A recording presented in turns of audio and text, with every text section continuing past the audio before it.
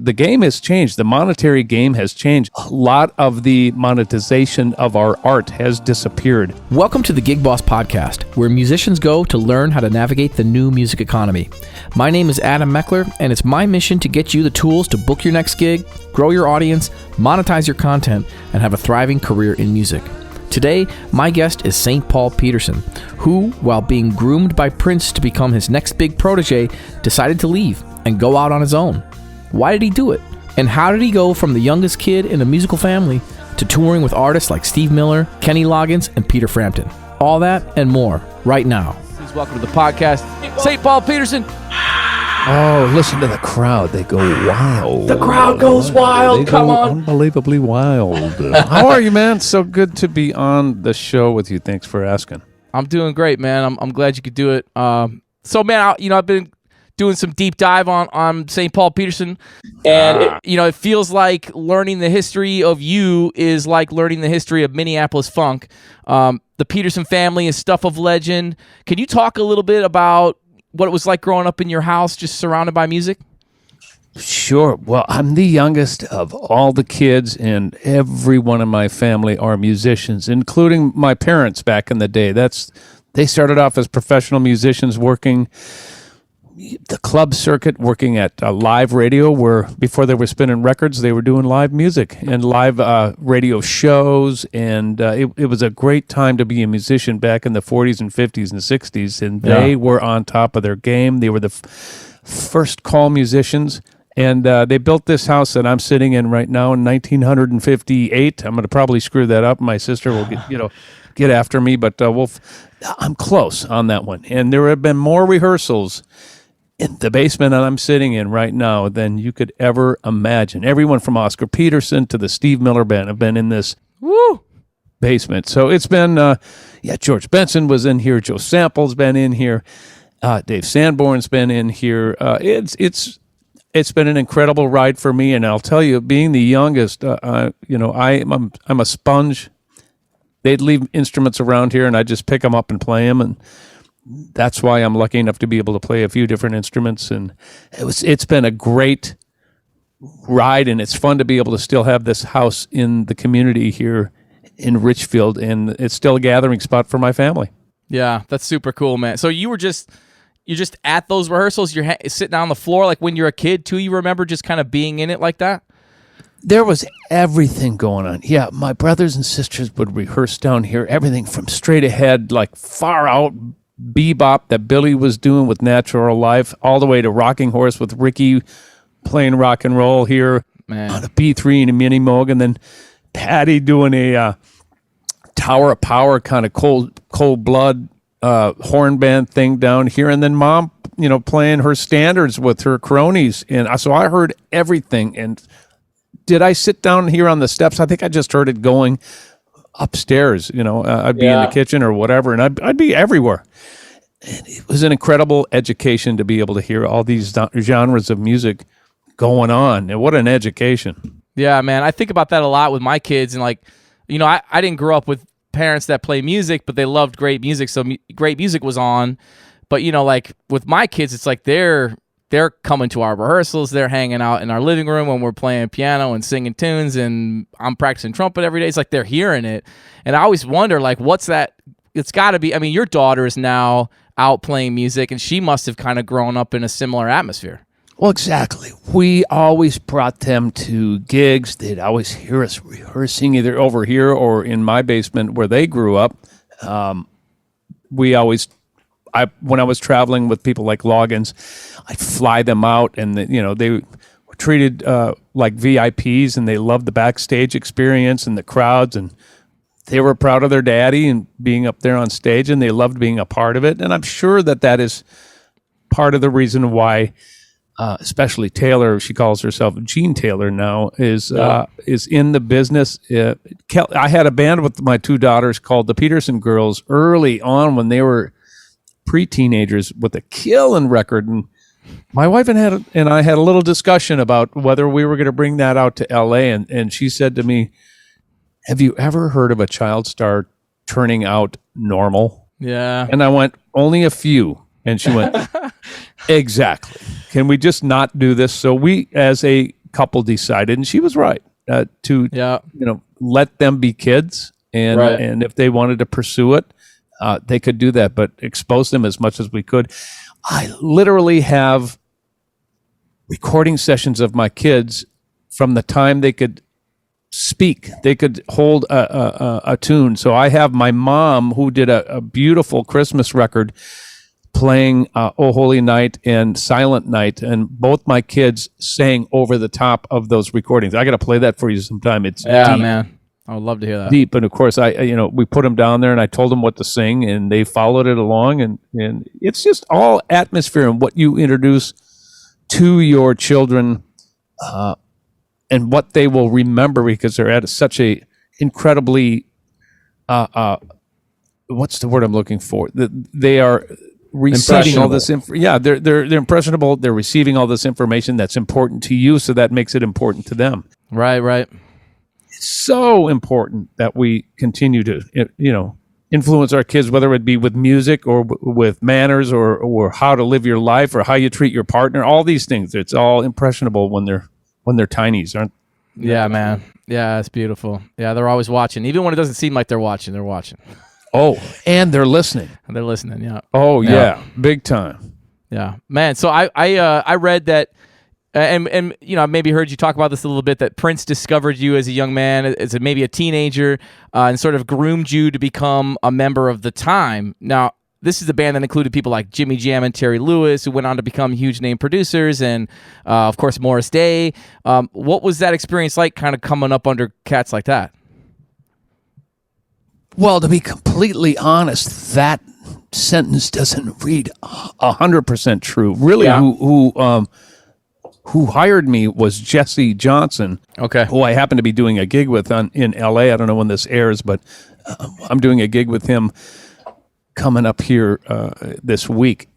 And he was the one who decided it was me they were going to hire. I got the opportunity through my brother-in-law, Stuart Pastor, a great drummer, and been married to my sister now for 38 years. But his first cousin is Bobby Z in Prince and the Revolution, and he heard that Jimmy and Terry were let go and there was an opening, and he said, "Paul, you're perfect for this," because I had been working with Stuart and Patty in club bands in high school.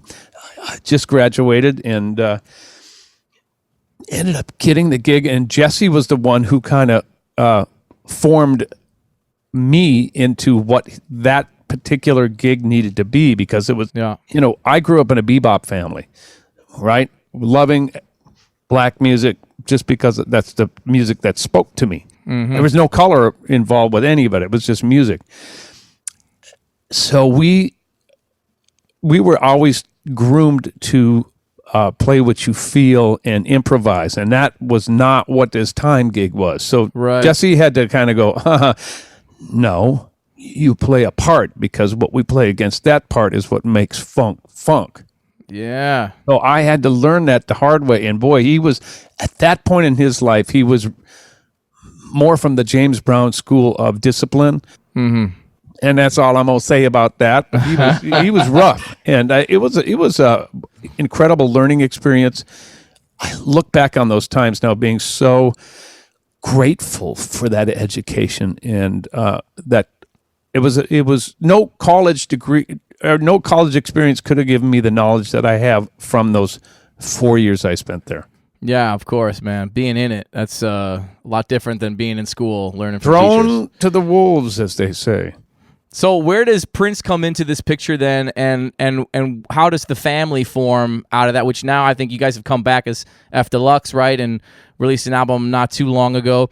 Right. Where does that all kind of shape coming out of your time with the time?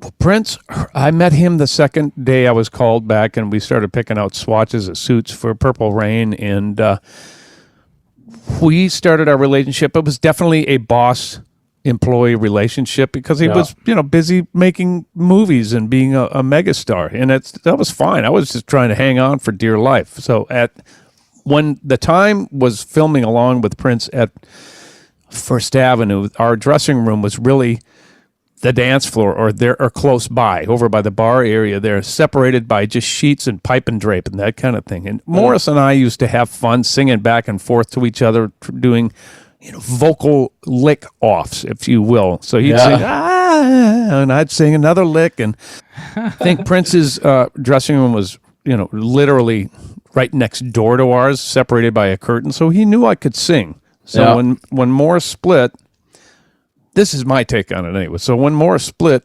he gathered us in a circle and pointed at me and said, "You're going to be the next new lead singer of this band called The Family."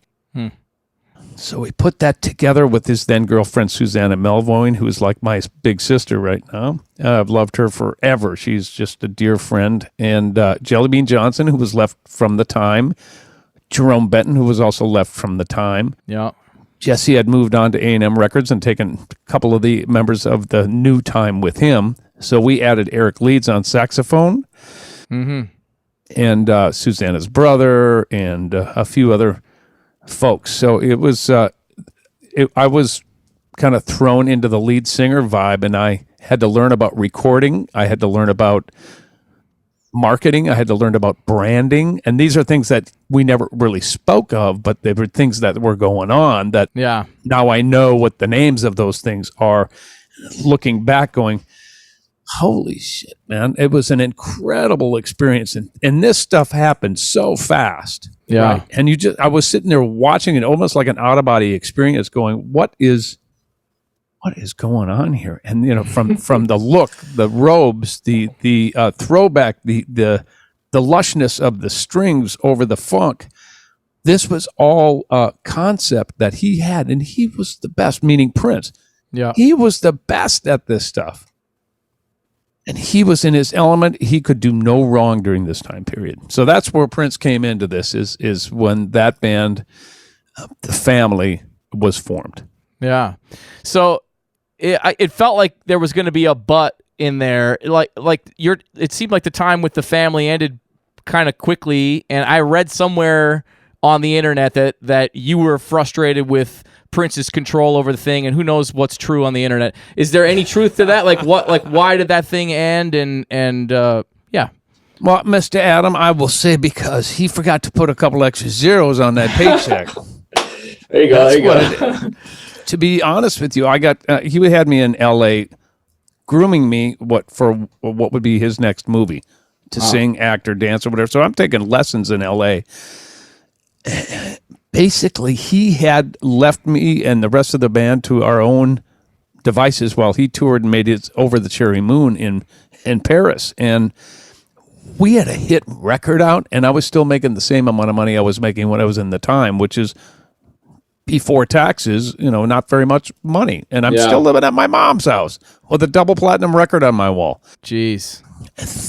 Then I'm 19. I'm 19 years old and thinking I know everything, which I did not, of course, but I was wooed away by a gentleman by the name of John McClane, who now is the head of the estate of Michael Jackson. He at the time worked at A&M Records, and he brought me over there under the guise that I was going to produce a song or two for Janet Jackson. And I'm like, yeah, I'm in L.A., nobody's watching me. Why don't I just produce this song for Janet Jackson, who at that time was a complete unknown, except for her brothers and their band. Yeah.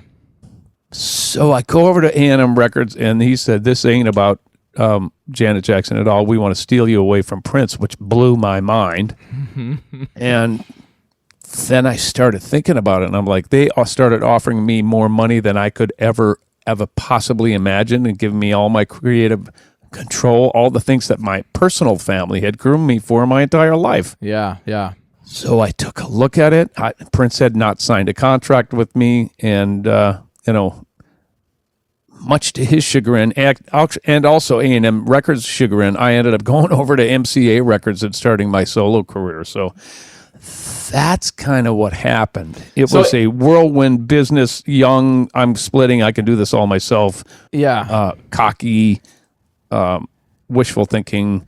Sure. So, in hindsight, do you feel like that was a good move? Like, if you could have gone back, would you have stuck longer in the family and then gone on to a solo career? No, dude, you know what? I never live with regret. I think God puts you in places where you're supposed to be. I never question that anymore. I did at one point in my career. I questioned it because did I reach superstardom? No.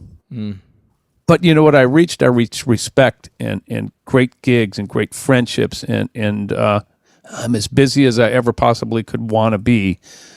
And, and that takes years to be able to discern that. And that's all me being placed where I'm supposed to be placed. Right. So I don't regret any move that I ever made. I've made some brilliant records with my family, my brother. That first record was great. Super proud of all the music and all the learning that went on during my early years. Great. That's beautiful, man. So based on all these connections that you made, you've now toured with some of the biggest names in the industry. Can you talk a little bit about is there anything that you learned? Like, your podcast is about maintaining a healthy mind, maintaining a healthy body, maintaining healthy family relationships while you're touring. What did you learn in the early days maybe of touring with major bands? You toured with, like I said, Peter Frampton, Kenny Loggins, all these huge names, Steve Miller Band. Well, thanks for mentioning my Music on the Run podcast. MusicOnTheRunPodcast.com. That's right, come on. We have one new episode every month. Don't forget to go there and check out Music on the Run podcast. No, that has been a really interesting thing to talk about, because I think the general public really doesn't realize that we spend exactly an hour and a half on stage, or give or take. Yep. Maybe an hour doing a sound check, and the rest we are on our own, so to speak. And you can you have two choices. You can either be out of your mind and party your butt off, or you can maintain your health, see some beautiful, incredible cities that you're getting paid to see. And the best way to do that for me is by running. And the guy who taught me about running is Kenny Loggins, because I could have cared less about running. I've always been an active guy in sports, in tennis, in baseball, and things like that. But I hated running, and the only reason I started running was because I wanted to know my boss, my new boss, Kenny Loggins. He says, "Do you run?" And I'm like, "Yes." No. So he said, "Well, meet me in the lobby at 7 a.m." I'm like, "Okay." So we're somewhere, it's hot, and there's hills, and this dude was probably my age at the time. He just smoked me. He would go out running, and he's tall anyways, and he just was so far in front of me, and I'm dying. I'm like, I couldn't hate this anymore. And then all of a sudden, we kept going, we kept doing this, and there was some spiritual stuff that happened to me when I was running. There's a place that you go, your mind is free to create, and I get great ideas when I'm out there. And I've been a sober guy for 22 years, and so that predates any of the new running stuff. But so that's what the approach is for Music on the Run. I want to find out what those musicians are doing for the other 23 hours of their life. How do they maintain their family status? How do they continue to be a good father, a good mate, a good whatever? How do they maintain their brand and their business while they're gone? How do they keep their sessions alive while they're on the road? Do people forget where you're at? How does this affect you? Have you ever had any odd jobs? Those kind of fun questions. But to tell you the difference between 22 years of sobriety and then not before that, in the Steve Miller Band, I was in the band with my two brothers, and we had a lot of fun. Let's just put it that way. Yep. And my brother Billy is so funny. He's like, if you play, you got to pay. So we would roll up to Red Rocks, and those of you who don't know where that is, that's in Denver, Colorado. And we'd party the night before, and we'd be hung over, and he said, okay, it's time to pay. And I'm like, what? He said, yeah, we're going to run the steps at Red Rocks.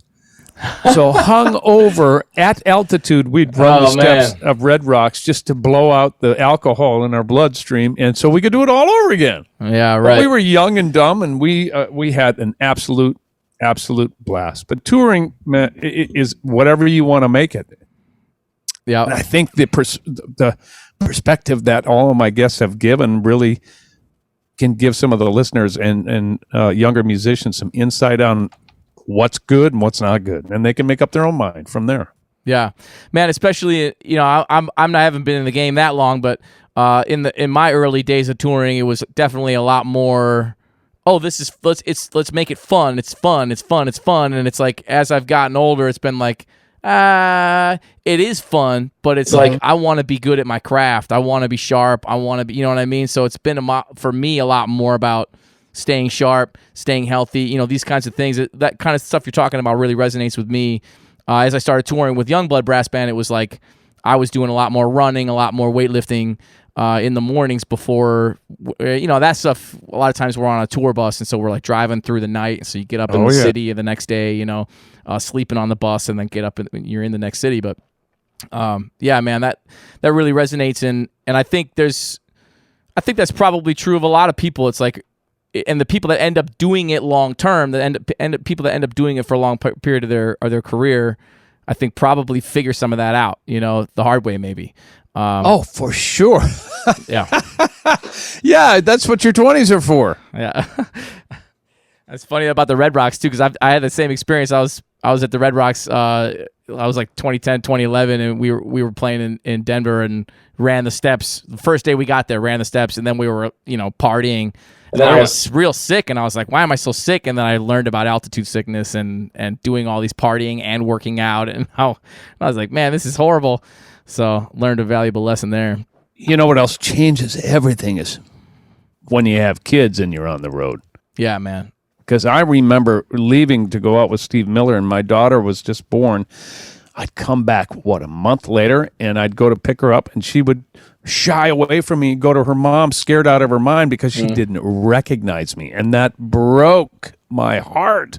Yeah. So your whole perspective, at least mine did, changed when children came into the world. Number one, you're not, it's not just a full-on party because you're responsible for somebody else. Number two, you're so in love with your children that all you want to do is go home and be with them. Right. So the whole game changed for me when I had kids. And thank God I had my partner in crime, who was my childhood sweetheart and high school sweetheart, Julie, will be married 32 years now. I don't know how the hell she puts up with me for that long, but it's awesome. She's a saint. She's going directly to heaven.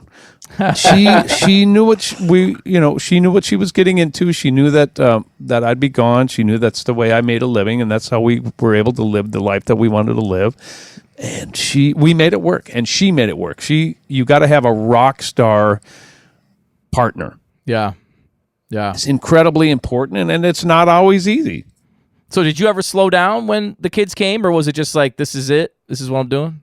No, I didn't slow down because that's how we made money. Yeah. That was the way that I made my living. And it was more important than ever to continue on that road, but just made things harder, because I missed my wife before the kids came. I mean, somehow we managed and muddled through, but there's such a different dynamic when kids come that your perspective changes, your motivation changes because you're responsible for other people, and you want to be there, and you want to be a good dad or mom. And did touring change? It changed a little bit, and I can tell you this: when they got older, and I had missed so much of their school activities, and the only thing that I was thinking about was, you know what, I'm going to miss everything. So I did get off the road after Kenny Loggins and ended up taking an education gig, a teaching gig at a place called IPR. Oh yeah. Then I went over to Minneapolis Media Institute. So I ended up being the program chair for production and recording at those places, and trying to pass on the information that I had learned from my family, from Prince, from life on the road, to these people who were hungry and had a passion for music. And at the same time, brother, I was making money. I was at home. They had something called benefits. Most musicians aren't familiar with. Yeah. Something called health insurance, life insurance, and 401k.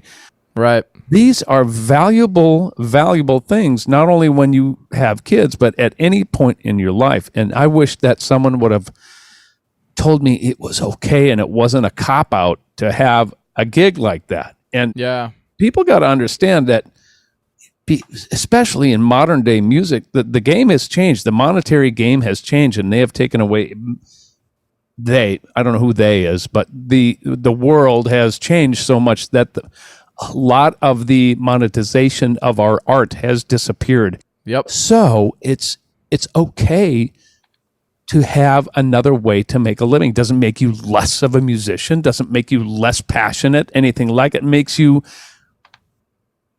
be able to be a functional member of society and take care of yourself. Yeah. It's okay to have insurance. It's okay to have a 401k. Come on now. Yeah. And you know what, man? It's beautiful to pass down knowledge. I mean, I get so much joy out of that and seeing my students succeed. I've got former students that have now gone on major national tours. See? It's such a great thing to see and to cheer them on. I think that's a healthy thing from an ego standpoint. It's like to get to a place where you're like, I want to see other people succeed. I want to succeed, but I want to see other people succeed too. And it's like we can lift each other up. You succeed when they succeed. Right. Yeah. Yeah, man. It's just a different. It's a different ego boost. It's not the cheering of the 20,000 people. It's the personal satisfaction of being able to see your words and your time that you've invested in someone really take root, right? And blossom and turn into something that will change their lives and the lives of their community forever. Yeah, man. I want to talk a little bit about the new album. You were touching on monetization a little bit. I want to get there. I want to talk a little bit about Funk Friday first, because you're still rolling with Funk Friday. You got the T-shirt on. You got 100 episodes. Now you're like 117 or something. It's going to be 118 this Man, week. come on. And so 118. a lot of people did these pandemic projects that started as like, let's do a remote recording thing every week, and a lot of them just fizzled and stopped. And you just have this. It's so inspiring, man. You have this drive, and you just keep going. I love what you're doing. Can you talk a little bit about Funk Friday? You've had artists from all over the world on it. Funk Friday, man. It was I cannot take credit for it. Okay, so let me give credit where credit is due. For my podcast, Music on the Run, I had an intern by the name of Jake Miller. It was the week before the pandemic. I'm in New York playing a gig at the Iridium, or I'm rehearsing for it, and he calls me out of the blue and says, why don't you try something for social media? Do a weekly jam. I'm like, weekly jam? That sounds like a lot of work. And I don't feel like doing that. And then I went, this kid probably knows what he's talking about. So how hard is that? So a 1-minute jam. Yep. Fine. So in the rehearsal hall, I held up my iPhone and played bass hammer-ons while we played a funk group. Funk Friday was born right there. So that turned into me composing actual songs for this weekly series. And I was like, okay, well, I'm not going to be able to play with everybody in the same room because we're on lockdown. Everyone was available. Right. Everyone wanted to play. And I, of course, called on all my friends first. Then I went, who haven't I played with that I'd like to play with? I mean, the worst they can tell me is no. Here's another lesson for your students. Yeah. What my brother told me is make them say no. That Make means them say no. In contract negotiations, asking people to play or whatever. Don't be afraid. The worst they can say is no. And then it's like, cool, never any pressure. There's never any pressure for people to say yes to play on Funk Friday. But I can tell you that I could probably count on 3 fingers the people who have repeatedly said no. And they just don't want to do it. And I can't fault them for that. But beauty of this, the intention of Funk Friday was to bring some light into the world, to bring some musicality for 1 minute, because nobody has an attention span longer than a minute. I might have to make them 30 seconds. Yeah, right. Yeah, because I look at that, you look at you see the drop off. I see the drop off after about 30 seconds. I'm like, wait, my solo's coming up. Hold on. So we do this thing, and we do it to bring light into the world, and that's the whole thing. There's never any monetary, no money exchange. This is all out of the goodness of these guys' hearts. It's not overwhelming because it's only a minute long. Right. And there's great musicians on there. So they're like, and they trust me, which is really flattering to me, because some of the time they'd only hear my little demos that I send out, because I send the same demo out to the 5 people who are going to play on it. Then I collect it and then I edit it together.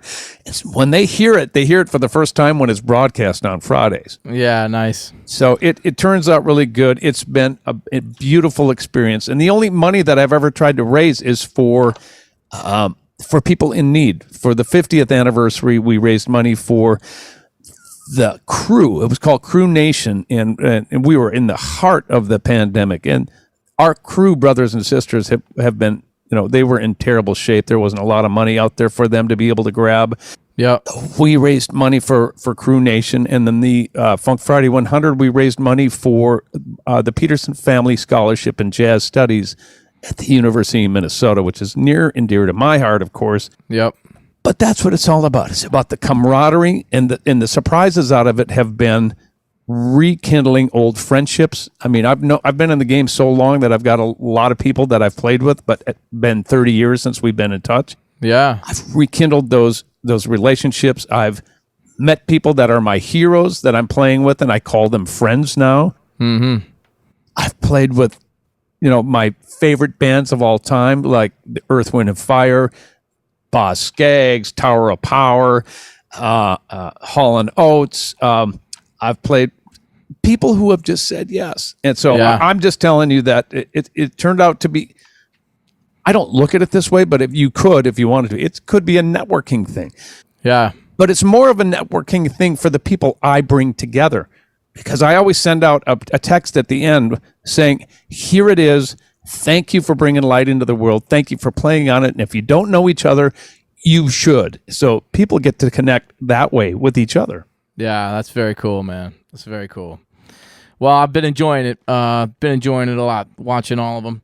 Got to get you back on. Yeah, I'd love to do it. That was fun to do the one. I was honored, man. That was very cool. We'll do more. Why don't we do it right around the time you and I get to play this gig coming up in July together? Yeah, hey, come on. I'm going to be there the whole week with hardly anything going on, so I'd love to do it. Hey, so your new album, Break On Free. Yeah, let's talk about that. I have hardly said 2 words about it. Yeah, man, it's dropping this month. I listened through an advance copy you sent. My family was dancing to it. It's so great. We're all loving it and enjoying it. Looks like you enlisted John Fields to do some work on it. You got... Did I hear Jelly Bean Johnson's name yelled during a guitar solo on the record? Is that right? I feel like I heard Jelly Bean. I don't remember. It's like, there's a song on there where I do shout out to all my Minneapolis. Oh yeah, I think that's nice. Something in the Water, and I gave props to Jesse, Prince, The Time, Morris, the Steels, Count Andre, Sonny T. Cool. The Peterson family. I mean, I can't even remember because I wrote that song a couple of years ago. But I did a whole shout out to my influences. Yeah, cool. So you got like Ricky playing a bunch of stuff on the record. It looks like you guys mixed some of that stuff together, produced some of that stuff together. What's it like working with Ricky together close? It's like must feel like home base. It is home base because Ricky was part of my.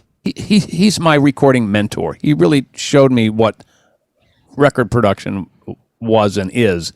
He is an incredible keyboard player, but a lot of people don't know about his production career. He was a staff producer for Prince at Paisley Park, and he allowed me to come in and play on all those records. And this is a time when Prince and I were not speaking. But Prince would let me in the building, and that was only because of my brother Ricky. So Ricky produced my first record, so producing anything with him is like coming home, and we don't even need to speak. So we just know what we need to do, and we're so fast together as well. And it's such an honor and such a pleasure to work with him in the studio. It's incredible. Yeah, man. So you've seen now that you're making this record, you've seen the way that people consume music shift over and over again, and now we've had this major seismic shift in the last decade or so with streaming. Yeah. I see that you got vinyl going, you got CDs going, signed copies. Has your approach to marketing and branding this record changed anyway because of the way the sort of like new music economy exists now? I think if you don't change, you die. Yeah. Right? I don't have the luxury to hire 1,000 people to come and be the machine for me. Yeah. So I become the machine. So I've had to figure out how to be creative and keep a creative mind while doing it on the internet and keeping my name out there. And so, yes, the answer to your question, yes, I've had to really rethink how to market this. I have a core fan base because I've been around for a long time. I'm not going to sell 1 million records. I know that, but I know that I do this not only for my fans or fams or whatever you want to call them, but I do it because I have to. This is my art. And I think I'm finally getting around to knowing what I'm doing, and I'm not afraid to play the music that I play. Yeah. Earlier in my career, people, were influencing me, business people going, oh, you ought to do a record like this because it's going to sell. Oh, you should be like this. You should do a record that's way more sounding like Prince. Yeah. And you get these little voices happening in your head, and I lost myself for a while, and I was not making the best music I've made back in those days. And this finally for me is a record that sounds like me. Yeah. I had, because I'm old enough to go, I could care less what y'all think. And if you don't like it, that's cool. That's fine. But this is finally me. And I've got so many different genres on there because it's just music. I don't put it all in a box, and you can't play country if you play funk. You can't play bebop and you can't play funk at the same time. That's such bullshit. Yeah. You can play it all because it's all music, as long as you play it authentically and from your heart and from a place of love and passion. And that's exactly what I did on this record, man. You're going to hear all sorts of stuff going on. And the main thing that the glue on this is just, it's me. That's the glue.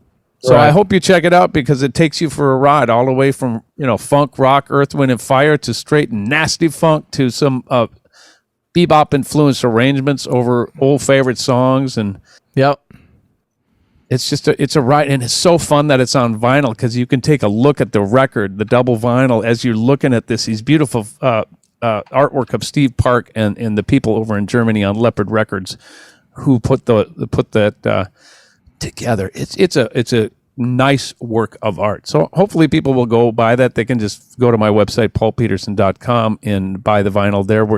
We're shipping the end of June. So nice. Yeah. So is the record label you're working with doing any kind of physical distribution as well? Like I work with Rope-A-Dope Records in Philly a little bit, and they still, they're now trying to get into Web3 and NFTs and stuff because they're like, we got to modernize.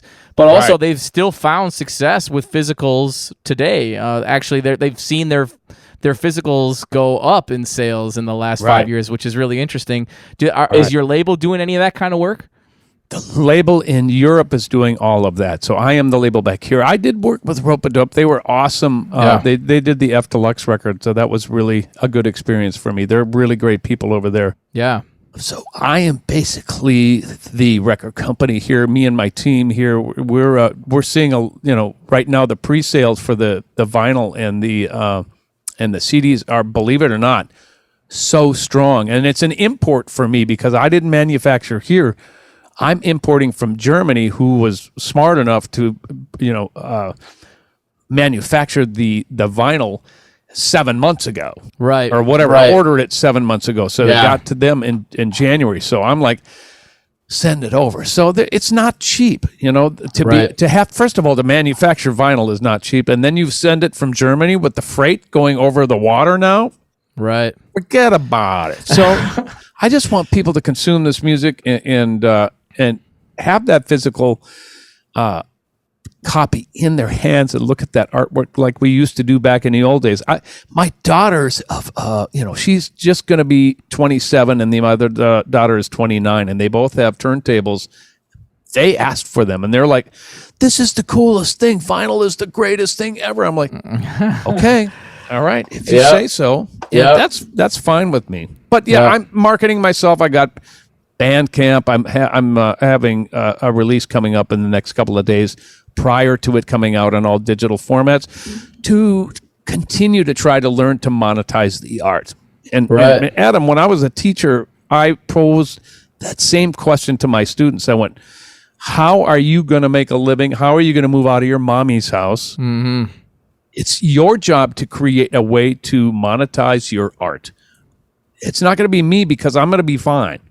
Yeah. So I pose that question to everybody listening to this podcast. How can you help these young budding artists monetize their art? And I think the NFTs are going to be a great, I don't understand that quite yet. I got to do a deeper dive on all that stuff. But we got a couple episodes on this podcast about it. I've interviewed a couple experts in that field, and man, I feel like there's so much potential for the future. It feels different than what we have now in a really positive way. And once they figure out the fraudulent stuff and the energy consumption stuff, I think it's really going to be an incredibly powerful tool for independent artists moving forward. hey, man, maybe that's it. Maybe they found it. Yeah, I think, we've had this seismic shift already. I feel like we're in for another one in the next 10 years, honestly, as this becomes more, as the onboarding process gets easier. I just interviewed another guy who he does digital artwork and music. He's a great bass player out of Iowa and makes this beautiful music, and he does these loop images that are like digital images that are moving along with his music and sells them as NFTs. It's really cool. Wow. Really cool stuff, yeah. Yeah, man. It'll be fun to watch. Definitely. And be a part of. Yeah, man, I'm getting in on it for sure eventually as things get easier to use and easier to do. But there's already an audience, there's already a community of people that do it and that buy that work. So, Bill, so I feel like that's going to be a big part of independent artists moving forward. Right. Hey, so because you've done Funk Fridays, you've done so much stuff remotely now. How was this record recorded? It sounds like some of it's in a room. Was it like main tracks in a room with a band and then some overdubs, or was it done remotely, sort of like Funk Friday? Did you do a mix? Mostly done remotely. You're looking at where I created 90% of it, right here in my own little comfort zone. I sat down here and just said, what feels good today? And I come up with my little grooves, and I would then ship it out to different people to play drums on. I made some trips to L.A., and David Goodstein played on Big City that Oliver Lieber produced, and then I shipped out some stuff to New York to have Brian Dunn play on from Hall & Oates band. I got a really cool opportunity to produce Daryl Hall in the last few years, and I got close to the band members, and they're such good people and incredible musicians. So they've been on Funk Friday a bunch of times, and I've just shipped them out the stuff. A lot was done remotely, with the exception of the Stevie Wonder cover that I did with my family on our fundraiser that we did for our family scholarship a year and a half ago. I just took the live version of that and made a record out of it. So I would say 90%, 95% of it was done the way I do Funk Friday, and it just turned out great. Yeah, man, it sounds awesome. I'm so blown away by how that can sound so real and authentic being recorded. My last big band record was recorded that way because it was recorded in the middle of the pandemic, man. And it was I did all the trumpets and overdub. I did it all from this room in my office where I got a little recording setup, and then I had everybody individually record their stuff. I created a demo first, but it's it's one of my best sounding big band records because there was so much control over the production side because everything's individual, it was it's pretty wild to go holy smokes, I really like how this sounds. Hey, you got to find you got to make the lemonade out of the lemons, right? And that's what we do. Plus, that's a whole new way of being able to create. And I've been lucky enough to be able to be sitting in these rooms and creating that. So I know what that vibe is. Yep. And as long as you don't overproduce these people who are bringing what they have been doing and their personalities to these projects and leaving some anomalies and weirdness in there, then it sounds like you're in a room. I mean, yes, you can fix some things, but be very careful how much you fix. Yeah, there you go. Get a little Yoda going. Yeah, it's true. Cool, man. Well, I really appreciate you taking the time to hang with me and talk with me. If there's a couple things you got coming up, you got Break On Free coming out. I think 14th of June, you got some shipping out the physicals, right? 24th of June is... 24th of June, we're doing a gig at the Dakota, 2 shows there. album release party. This coming Sunday, the June 12th, is our concert at Vibrato, Herb Alpert's Club in Bel Air, California, with St. Paul and the Minneapolis Funk All Stars, with my dear buddy I haven't made music with in 35 years. We talked about him earlier, Jesse Johnson. Yep. So that'll be a lot of fun. Reunion. It is a reunion. It'll be interesting to see that dynamic 35, 40 years later, and just Very see if cool. I feel like a 17-year-old kid again, or whether we're going to have fun and barbecue and hang out. Yep. I got a feeling it'll be the latter. And I'm doing a lot of shows with the Classic American Rockers, which is a family band with my family and many other people who have toured with a lot of the the classic rock people of yesteryear, and we get to play all the songs that we played with them, and that's a lot of fun. And some festivals coming up here in Minneapolis with the Funk All Stars, and so it's busy, and I'm just thankful to still be in the game and on this side of the sod. Yeah, man. Beautiful. Well, thanks again. Appreciate it. This is beautiful. I think our listeners are going to get a lot out of this episode. I appreciate you having me, and take care. I can't wait to play this gig with you coming up in July. Yeah, man. Steve Cole, let's go. Let's do it. All right. See you soon. Thank you so much for listening to the Gig Boss Podcast.